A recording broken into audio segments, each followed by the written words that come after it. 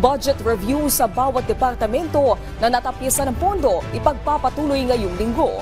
Budget proposal para sa 2026 sinisimulan na ding ihanda ng iba't ibang kagawaran ayon sa Department of Budget and Management. Si Alvin Baltazar na Radyo Pilipinas sa Balitang Pambansa. Nasa 50% pa ng mga ahensya ng gobyerno ang daraan sa budget review sa gitna ng ibinawas na pondo sa mga ito at hindi nakuha kung ano ang isinumiting budget proposal na nakapaloob sa National Expenditure Program.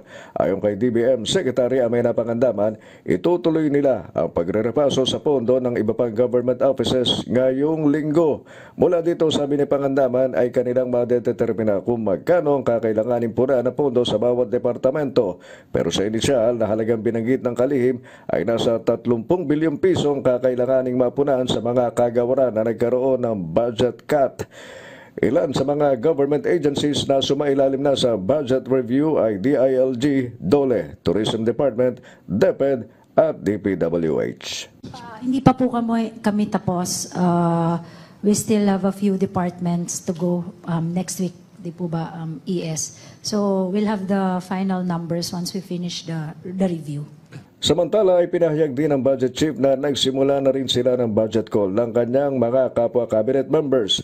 Ito'y para maikasara ang paghahanda ng bawat ahensya para sa kakailanganin nilang pondo para sa fiscal year 2026. Ipiniliwanag ni Pangandaman na sa hanay nilang nasa executive branch ay batid na nila ang kanilang prioridad.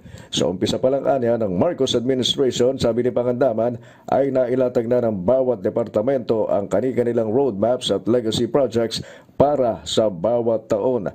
Ang sisiguraduhin lang anya nila ay matiyak na mapopondohan ang mga ilalatag na proyekto at programa hanggang 2028 at matatapos ang mga ito. Nag-budget call na po kami. So the agencies now are starting to prepare their fiscal year 2026 budget proposals. Ang budget call ay bahagi ng budget preparation process ng pamahalaan na dito ay napag-uusapan ng mga alituntunin, polisiya at schedule para sa paghahanda ng budget proposals ng mga ahensya ng gobyerno para sa susunod na fiscal year.